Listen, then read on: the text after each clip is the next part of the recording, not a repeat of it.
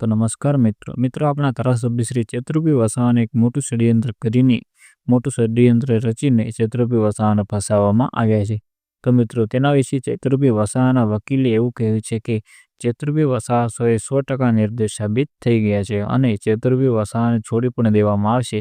પણ ન છોડવાનું એક મેઇન કારણ કે આગળ ભાજપની સરકાર છે, એટલા માટે ચેતુરભાઈ વસાવાને છોડવામાં આવશે નહીં.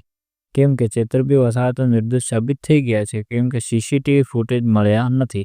જો સીસીટીવી ફૂટેજ કદાચ મળી ગયા હોત ને તેમાં ચેતુરભાઈ વસાવાની ભૂલ હોત તો ચેતુરભાઈ વસાવાને સજા થોત. પણ ચેતુરભાઈ વસાવાની ભૂલ શોધવા માટે તેમને સીસીટીવી તો મળવા જોઈએ ને, એટલા માટે તેમને એક પણ સીસીટીવી ફૂટેજ મળી નથી અને ચેતુરભાઈ વસાવા ટૂંક જ સમયમાં છૂટી દેશે અને ચેતુરભાઈ વસાવા 100% નિર્દોષ સાબિત થઈ ગયા છે.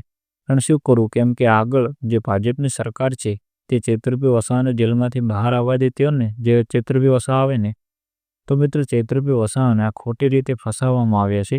અને ચેતુરભાઈ વસાવાને મેન ફસાવવામાં જો હાથ હોય તો તે સંજય વસાવા અને મનસુખ વસાવાનો છે. અને ઘણા દિવસોથી ચેતુરભાઈ વસાવાને કે સુનાવણી થઈ છે પણ ચેતુરભાઈ વસાવા દિલની બહાર આવતા નથી. તેનું આ જ મોટું કારણ છે કે ચેતુરભાઈ વસાવાને મેન ફસાવવામાં હાથ હોય તો સંજય વસાવા છે. અને એ લોકો જ કે એમના જે નેતાઓ આગળ જે તેમને છે તે ચેતુરભાઈ વસાવાને બહાર આવવા દેતા નથી. કંઈક ને કંઈક કારણ કાઢે છે અને કંઈક ને કંઈક વધારાનો ગુનો દાખલ કરીને ચેતુરભાઈ વસાવાને જેલની અંદર રાખે છે.